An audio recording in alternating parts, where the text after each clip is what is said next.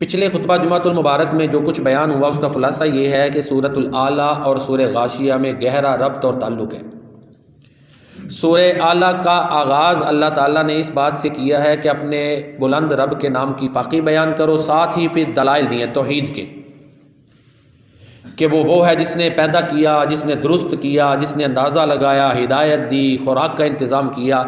چونکہ یہ سارے کام اس اکیلے اللہ نے کیے ہیں، اس لیے اس کی پاکی بیان کرو۔ اب وہی مضمون سورہ غاشیہ میں اور انداز میں ہے، یعنی سوال کے انداز میں کہ کیا یہ لوگ اونٹ کی طرف نہیں دیکھتے کیسے پیدا کیا گیا، آسمان کی طرف نہیں دیکھتے کیسے بلند ہوا، اور پہاڑوں کی طرف نہیں دیکھتے کیسے ان کو نصب کیا گیا، گاڑا گیا، اور کیا یہ لوگ زمین کی طرف نہیں دیکھتے وہ کیسے بچھائی گئی، اس انداز میں، سوال کے انداز میں۔ تو یہ ایک ربط تھا مضمون توحید کا۔ دوسرا ربط جو ہے وہ تذکیر کا ہے، دونوں میں یاد دہانی ہے۔ سورہ اعلیٰ میں ہے کہ آپ نصیحت کرتے جائیں، مایوس نہ ہو، نصیحت فائدہ ہی دے گی۔ سورہ غاشیہ میں ہے کہ آپ کا کام بس نصیحت کرنا ہے، آپ جواب دیں نہیں کہ فلاں نے کیوں نہیں مانا اور فلاں کیوں مانا، آپ سے نہیں پوچھا جائے گا۔ ہاں جو نہیں مانتا اللہ تعالیٰ کہتے ہیں اس کا ہم خود علاج کریں گے، یہ سورہ غاشیہ میں۔ یہ دوسرا کہلے ربط تھا۔ تیسرا یہ تھا کہ جو اللہ سے ڈرتا ہے اسے ہی نصیحت فائدہ دیتی ہے، اور جو نصیحت سے فائدہ لے گا ان کے لیے وہ انعامات ہیں جو آج انشاءاللہ بیان ہونے ہیں، جنت کے انعامات۔ اور جو لوگ اللہ سے نہیں ڈرتے بدبخت ہیں، انہیں نبی کریم صلی اللہ علیہ وسلم کی جو سنتیں ہیں، جو تعلیمات ہیں، قرآن کی جو تذکیر ہے، اس سے کوئی فائدہ نہیں ہوتا۔ اور ایسے بدبخت ہیں جو عذاب میں ہوں گے، ان کا عذاب پچھلے خطبہ جمعہ میں وہ تفصیل سے آپ پہلی آیات کی روشنی میں سن چکے۔ تو یہ تھا ربط۔ پھر اسی طرح سورہ غاشیہ کی فضیلت کہ اللہ کے پیارے نبی صلی اللہ علیہ وسلم اکثر نماز جمعہ کی دوسری رکعت میں یہ پڑھتے تھے۔ تو یہ پچھلے خطبہ جمعہ کی جو کہہ لیں کا جو بیان تھا اس کا خلاصہ ہے۔ اب آج جو بیان ہوگی آیات جن کا ترجمہ اور تلاوت آپ نے سنی، ان کے حوالے سے دوبارہ سن لیں۔ اللہ عز و جل فرماتے ہیں وجوہ یومئذ ناعمہ لسعیہا راضیہ فی جنت عالیہ لا تسمع فیہا لاغیہ فیہا عین جاریہ فیہا سرر مرفوعہ واکواب موضوعہ ونمارق مصفوفہ وزرابی مبثوثہ۔ کچھ چہرے اس دن نعمتوں والے ہوں گے، خوش و خرم ہوں گے، اپنی کوشش پہ راضی ہوں گے، خوش ہوں گے، کیونکہ اب نتیجہ سامنے ہوگا۔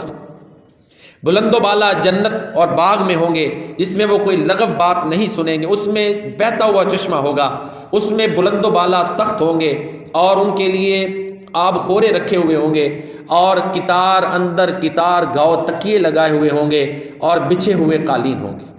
یہ سورہ غاشیہ کی آیات جن میں جنت کی نعمتوں کا ذکر ہے۔ اب آغاز ہی اللہ تعالیٰ نے جو کیا ہے وہ ان کے تر و تازہ چہروں سے کیا ہے کہ چہرے ان کے خوش و خرم ہوں گے، چمکتے ہوئے۔ بعض روایت میں جو پہلا گروہ جنت میں جائے گا ان کا چہرہ ایسے چمکتا ہوگا جیسے 14ویں رات کا چاند ہے، اور اس چمک میں بھی خوبصورتی ہوگی، ظاہر ہے۔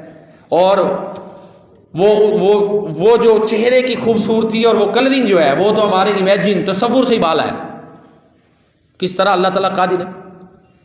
تر و تازہ چہرے، خوشحالی ہوگی، چمکتے ہوئے چہرے ہوں گے۔ اور دوسری جگہ پر آتا ہے وجوہ یومئذ ضاحکہ وجوہ یومئذ مسفرہ ضاحکۃ مستبشرہ، روشن، چمکتے ہوئے، خوش و خرم، مسکراتے ہوئے چہرے ہوں گے۔ وجوہ یومئذ ناظرہ الی ربہا ناظرہ، سورہ قیامہ میں کچھ چہرے سرسبز و شاداب اپنے رب کا دیدار کر رہے ہوں۔ اللہ تعالیٰ میرا اور آپ کا انجام انہی لوگوں میں فرمائے جن کے لیے خوشیاں ہیں، تو یہ خوشخبریاں ہیں۔ اعمال تو ہمارے ایسے نہیں، لیکن دعا تو کر سکتے ہیں نا، دعا کرنی چاہیے۔ وہ سمجھ ذات ہے، وہ جس کو جتنا مرضی فضل سے نواز دے کوئی اس کو پوچھ نہیں سکتا، یعنی فضل کی بات ہی ہے نا، فضل ہی مانگنا چاہیے۔ اللہ تعالیٰ سے عدل نہیں مانگنا چاہیے، فضل ہی مانگنا چاہیے۔ بعض لوگ اپنے لڑائی جھگڑوں میں عدل اور اس طرح کی چیزیں ان سے اوائڈ کریں، وہ نہ مانگیں، اللہ ہمارے اوپر رحم کرے۔ تو اللہ تعالیٰ فرماتے ہیں لسعیہا راضیہ، اپنی کوشش پہ خوش ہوں گے کہ جو ہم نمازیں پڑھتے رہے وہ واقعی اچھا عمل تھا، ہم حلال حرام میں جو تمییز کرتے تھے اس پہ وہ اچھا عمل تھا۔ زندگی ایسے گزاری جیسے قید خانے میں گزارتے ہیں، ادھر تو مشکل ہے نا، حلال حرام کی فرق ہے، پابندیاں ہیں۔ اب ادھر جب انعامات دیکھیں گے تو کہیں گے ٹھیک ہے، ہمارا فیصلہ، ہمارا عمل، ہمارا عقیدہ واقعی درست تھا۔ لسعیہا راضیہ، اپنے اعمال پر، اپنی نیتوں پر، اپنے کردار پر، اپنے اوپر لگائی ہوئی پابندیوں پر، دنیا کے بڑے معاملات سے جو پہلو تہی کرتے تھے اس پر وہ خوش ہوں گے۔ لسعیہا راضیہ۔ سورہ سجدہ میں اللہ تعالیٰ فرماتے ہیں فلا تعلم نفس ما اخفی لهم من قرۃ اعین، کسی جان کو نہیں پتا کہ اللہ نے آنکھوں کی ٹھنڈک کے لیے اس کے لیے کیا کیا کچھ تیار کیا ہوا ہے، اس کے لیے کیا کیا نعمتیں، کسی کو نہیں پتا۔ ان کا سٹینڈرڈ معیار کیا ہے وہ تصور سے بالا ہے۔ قرآن اور حدیث میں کچھ نعمتیں آ گئی لیکن ان کا معیار وہ ہمارے تصور سے بالا ہے، خیال میں بھی نہیں آ سکتا۔ حدیث میں آتا ہے، حدیث قدسی ہے، پیارے نبی کریم صلی اللہ علیہ وآلہ وسلم فرماتے ہیں، اللہ تعالیٰ فرماتا ہے اعددت لعبادی الصالحین ما لا عین رأت ولا اذن سمعت ولا خطر علی قلب بشر، میں نے اپنے نیک بندوں کے لیے ایسی ایسی نعمتیں تیار کی ہیں نہ کسی آنکھ نے دیکھی ہیں نہ کسی کان نے سنی ہے، دیکھنا سننا تو دور کی بات، کسی کے وہم و گمان میں بھی نہیں، اس کے دل میں بھی نہیں ان کا کہ وہ کیسی ہوں گی۔ اور پھر آپ نے ساتھ ہی یہ آیت مبارکہ پڑھ کے بتائی فلا تعلم نفس ما اخفی لهم من قرۃ اعین جزاء بما كانوا يعملون، یہ جو نعمتیں ملیں گی نا یہ ان کے اپنے اعمال کا بدلہ ہوگا۔ آپ جہاں کہیں بھی دیکھیں نا جنت کا ذکر ہے، جنتیوں کی نعمتوں کا ذکر ہے تو ساتھ ان کے اعمال کا ذکر ہے، خالی دعائیں خالی خیالات یہ نہیں، عمل بھی۔ یہاں بھی دیکھ لیں سورہ دہر انشاءاللہ اس کو ہم دیکھتے ہیں، اس میں بھی یہی ہے، اللہ تعالیٰ سورہ دہر میں جنتیوں کے انعامات کا بڑی تفصیل سے ذکر کرتے ہیں اور فرماتے ہیں وَجَزَاهُمْ بِمَا صَبَرُوا جَنَّةً وَحَرِيرًا، اپنے صبر کی وجہ سے انہیں جنت بدلہ ملے گا اور حریر یعنی عمدہ قسم کے لباس، متکئین فیہا علی الارائک لا یرون فیہا شمسا ولا زمہریرا، اس جنت میں وہ تختوں کے اوپر ٹیک لگائے ہوئے بیٹھے ہوں گے، براجمان ہوں گے، فارغ البالی ہوگی، نہ کوئی بیماری، نہ کھانسی، نہ نزلہ، نہ زکام، نہ سر درد، نہ روزگار کا انتظام، نہ معیشت میں مقابلہ، نہ کسی اور چیز میں، فارغ البالی، خوشحالی خوشحالی۔ لا یرون فیہا شمسا ولا زمہریرا، نہ وہاں یہ جھلسا دینے والی دھوپ ہوگی نہ یہ ٹھٹھرتی ہوئی سردی۔ حدیث شریف میں آتا ہے رسول اللہ صلی اللہ علیہ وسلم فرماتے ہیں کہ دوزخ کی آگ نے اللہ تعالیٰ کی بارگاہ میں شکایت کی کہ میرا بعض حصے کو کھا گیا۔ حدیث صحیح ہے۔ اب یہ وہ حدیثیں ہوتی ہیں جو ہمارے ایمان والی ہوتی ہیں، ہم ان کو کہیں نا عقل پہ پرکھیں تو پھر مانیں، ایسا نہیں ہے۔ جو پیارے نبی کریم صلی اللہ علیہ وسلم نے فرما دیا، جو قرآن کریم میں آ گیا وہ ہم نے ماننا ہے، عقل میں آئے یا نہ آئے۔ اللہ تعالیٰ نے دوزخ کو اللہ کے پیارے نبی صلی اللہ علیہ وسلم فرماتے ہیں 2 سانس لینے کی اجازت دی، فَأَذِنَ لَهَا بِنَفْسَيْنِ، 2 سانس۔ ایک یہ گرمیوں میں جب اچانک گرمی بڑھ جاتی ہے، اور سردیاں آپ دیکھیں نا 2-3 دن سے اچانک نہیں اتنی آ گئی کہ آپ ہوا ٹچ کرے باڈی کو بغیر کپڑے کے تو بڑی شدت ہو گئی ہے۔ فرمایا گرمیوں میں ایک گرم سانس اور سردیوں میں انتہائی سرد سانس لیتی ہے۔ تو یہ 2 سانس اللہ نے انہیں اجازت لینے کی دوزخ کو اجازت دی کہ 2 سانس لے۔ پھر اللہ کے پیارے نبی صلی اللہ علیہ وسلم نے فرمایا یہ جو تم سخت گرمی پاتے ہو اور یہ سردی پاتے ہو یہ اسی وجہ سے ہے۔ اب اس کو ظاہر ہے کوئی ایکسپیریمنٹ تو انسان کے پاس اتنے اسباب ہی نہیں ہے، اس کی تو رسائی ایک خلا میں ایک حد تک ہے، نہ اوپر جا سکتا ہے نہ ادھر سے سانس کیسے لے رہی ہے کیسے پہنچتی ہے، نہ اس کی پہنچ میں پہنچ ہی نہیں سکتا انسان۔ ہمارا ایمان ہے جو پیارے نبی صلی اللہ علیہ وسلم نے فرمایا وہ برحق ہے، ایسا ہے۔ شہید زندہ ہے، قرآن میں آتا ہے، اس کی زندگی ہماری عقل میں نہیں آ سکتی۔ میں اکثر عرض کرتا ہوں بعض دفعہ تو ایک خلیہ بھی نہیں بچتا، سیل کریش، یہ پلین کریش ہوتے ہیں، کئی ہمارے جو ایسے معاملات ہوتے ہیں لوگ شہید ہوتے ہیں، عقل میں تو نہیں نہ آ سکتا کیسے زندہ ہے، لیکن قرآن نے کہہ دیا۔ حدیث کے اوپر بڑے دکھ کی بات ہے، بعض لوگ فوراً یہ حدیث عقل میں نہیں آتی تو ضعیف کہہ دیتے ہیں، قرآن اور بھائی اللہ کے نبی کا پھر کیا احترام کیا ہم نے؟ قرآن میں بھی تو ایسی باتیں ہیں۔ میں نے یہ کبھی جو شہید کی بات کی یہ قرآن میں ہے، صرف دلیل کے طور پہ میں نے عرض کیا ہے۔ ہمارا یہ ایمان اور عقیدہ ہے جو بھی پیارے نبی کریم صلی اللہ علیہ وسلم کی زبان سے نکلا وہ سچ ہے، اس سے بھی کوئی بڑا لفظ ملے نا تو ہم وہ اس کے لیے استعمال کریں. کائنات کی سب سے بڑی سچائی ہے جو آپ نے بیان کر دی. ہم مسلمان ہیں, ہمارا یہ عقیدہ کہ آپ رسول اللہ ہیں, خاتم النبیین ہیں, رحمت للعالمین ہیں صلی اللہ علیہ وآلہ وسلم.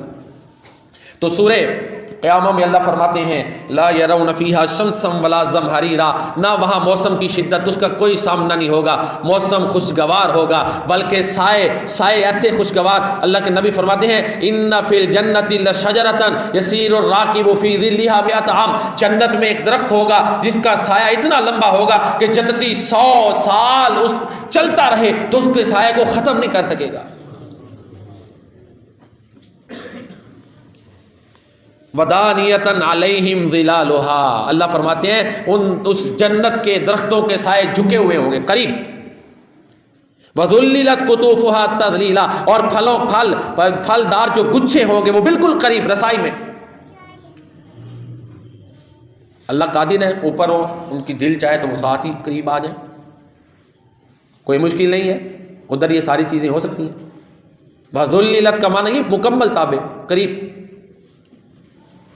وَيُطَافُ عَلَيْهِمْ بِآنِيَةٍ مِّن فِضَّةٍ وَأَكْوَابٍ كَانَتْ قَوَارِيرَا. یہ تو عالم ہوگا, پھر جو برتن ان کے ہوں گے ان کا ذکر ہے. اللہ فرماتے ہیں کہ ان پر چاندی کے بنائے ہوئے برتن اور خالص شیشے کے آب خورے وہ لے کر جوان ان کے گرد گردش کر رہے ہوں گے. قَوَارِيرَ مِن فِضَّةٍ قَدَّرُوهَا تَقْدِيرًا, وہ شیشہ چاندی کا بنا ہوگا, چاندی سے شیشہ بنے گا. میرا خیال ہے ابھی تک کوئی ایسی فرم نہیں ہے جو چاندی سے شیشہ بنائے.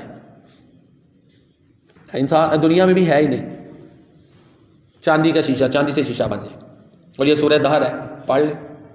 قواریر من فضۃ قدروها تقدیرا, اور کاریگروں نے ایسی عمدہ کاریگری سے بنایا ہوگا کہ کمال ہوں گے. یہ میں نے مرادی معنی کیا ہے اس کا.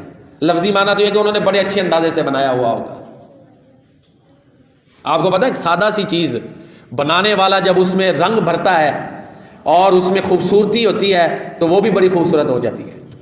قدروہا تقدیرا, کوالٹی بھی اعلیٰ کہ چاندی شیشے کی شیشہ چاندی کا ہوگا, کوالٹی بھی اعلیٰ اور بنانے والے بھی اعلیٰ ترین.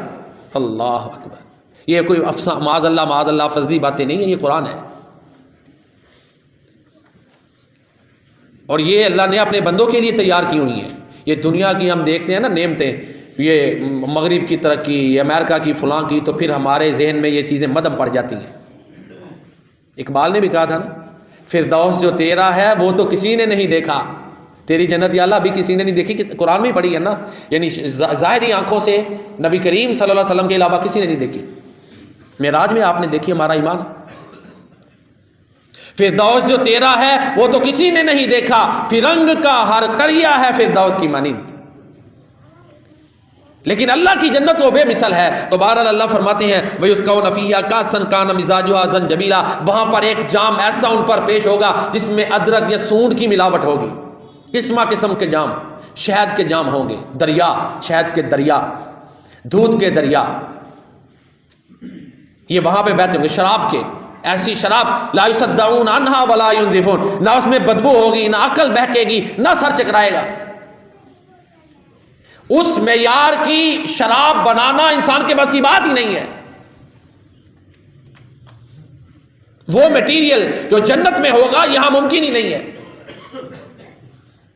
تو اللہ تعالیٰ فرماتے ہیں عینن فیہا تسمی سلسبیلا, مختلف جام ہوں گے. کہیں کافور کی امیزش والا جام ہوگا, کہیں سونٹ ادرک کی امیزش والا جام ہوگا, کہیں شہد کے دریا ہوں گے, دودھ کے دریا ہوں گے, شراب کے دریا ہوں گے, کہیں کوئی جام اس میں الرحیق المختوم ملا ہوا ہوگا اور وہ جو ہے وہ برف سے زیادہ سفید ہوں گے, اور اسی طرح دودھ سے زیادہ سفید ہوں گے, اور برف سے زیادہ ٹھنڈے ہوں گے. ان کی مٹھاس ایسی لذیذ ہوگی کہ انسان کے تصور میں بھی نہیں ہے.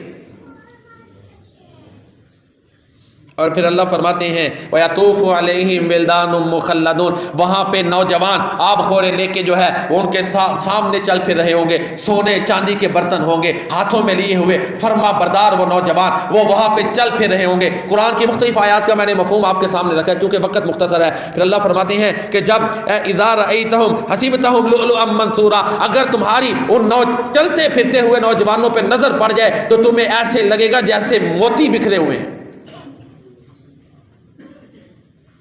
ان کا لباس، ان کی وضع قدا ہمیشہ جوان رہیں گے.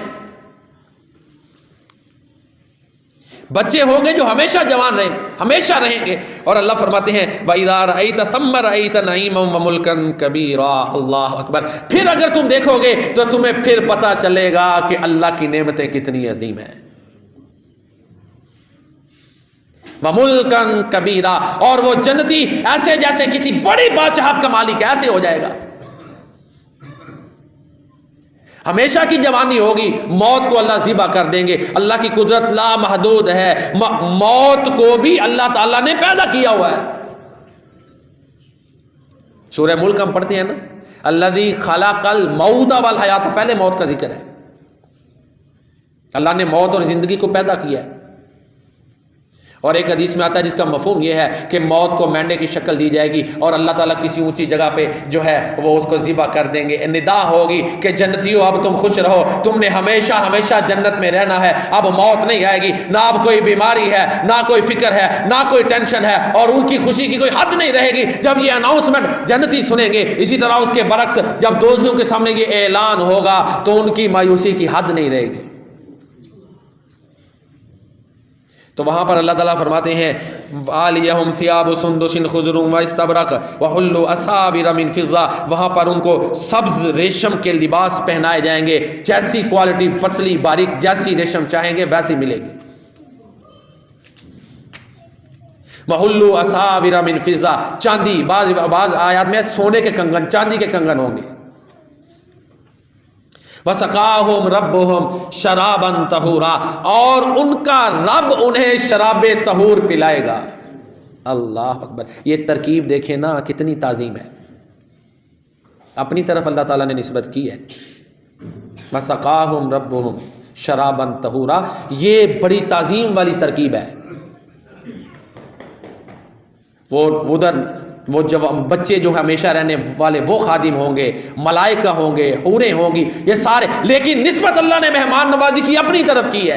اس میں تعظیم ہے کہ اللہ کا آرڈر ہوگا، پھر وہ یہ خدمت کریں گے. وَسَقَاهُمْ رَبُّهُمْ شَرَابًا طَهُورًا. اور یہ ساری نعمتیں سورہ دھار میں بیان کرنے کے بعد پھر وہی بات جو میں پہلے عرض کر چکا، اللہ فرمائیں گے إِنَّ هَذَا كَانَ لَكُمْ جَزَاءً. یہ تمہارا بدلہ ہے جو تم نے دنیا کی زندگی میں پابندیاں کی، ریاضتیں کی، اللہ کی عبادتیں کی، حلال حرام میں فرق کرتے رہے، دنیا کی پرواہ نہیں، اللہ اور اللہ کے رسول کی تعلیمات کی پرواہ کی، جو تم نے یہ قربانیاں دی تھی، جو تم نے یہ مشکل زندگی گزاری تھی، یہ اس کا بدلہ ہے. اور پھر اللہ کے نبی اللہ قرآن میں فرمائیں گے وَكَانَ سَعْيُكُمْ مَشْكُورًا. اللہ اکبر. تمہاری جو کوششیں تھیں، تمہاری جو محنتیں تھیں، ان کی قدر کی گئی ہے. تو یہ پھر یہ دیکھیں نا کتنی حوصلہ افزائی ہے کہ تمہاری یہ جو کوششیں تھیں اللہ نے ان کی قدر کی ہے. تو بہرحال اللہ تعالیٰ نے جنت میں اپنے بندوں کے لیے بہت سی نعمتیں رکھی ہیں. تو سورہ غاشیہ خاص طور پر اور قرآن کی جو صورتیں ان کے عام طور پر ان کی روشنی میں بیان کر رہا ہوں. اللہ تعالیٰ سورہ غاشیہ میں فرماتے ہیں وجوہ یومئذ ناعمہ لسعیہا راضیہ لا فی جنت عالیہ لا تسمع فیہا لاغیہ. وہاں کوئی فضول بات نہیں سنیں گے، دل آزاری والی بات نہیں ہوگی، بلکہ جو اگر یہاں جو مسلمانوں میں آپس میں نفرتیں ہوں گی وہاں اللہ تعالیٰ پہلے جنت میں داخل کرنے سے پہلے وہ نفرتیں نکال دیں گے. ان المتقین فی جنات وعیون، سورہ حجر ہے. ادخلوها بسلام آمنین ونزعنا ما فی صدورهم من غل اخوانا علی سرر متقابلین لا یمسهم فیہا نصب وما هم منها بمخرجین. بے شک پرہیزگار لوگ باغات اور چشموں میں ہوں گے. حکم ہوگا کہ تم سلامتی کے ساتھ امن میں رہتے ہوئے ان باغات میں داخل ہوگے، اور ان کے دلوں میں سینوں میں جو کوئی غل ہوگا، کسی کے خلاف نفرت ہوگی، اللہ فرماتے ہیں ہم نکال لیں گے. سورہ ہجر ہے. بھائی بھائی بن جائیں گے، تختوں پر ایک دوسرے کے آمنے سامنے بیٹھے ہوئے ہوں گے. وَنَزَعْنَا مَا فِي صُدُورِهِم مِّن غِلٍّ إِخْوَانًا عَلَىٰ سُرُرٍ مُتَقَابِلِينَ. اور وہاں پر لا يَمَسُّهُمْ فِيهَا نَصَبٌ وَمَا هُمْ مِنْهَا بِمُخْرَجِينَ. وہاں ان کو کوئی تھکاوٹ نہیں ہوگی، لغو بات نہیں سنیں گے. سورہ واقعہ میں بھی یہی مضمون ہے.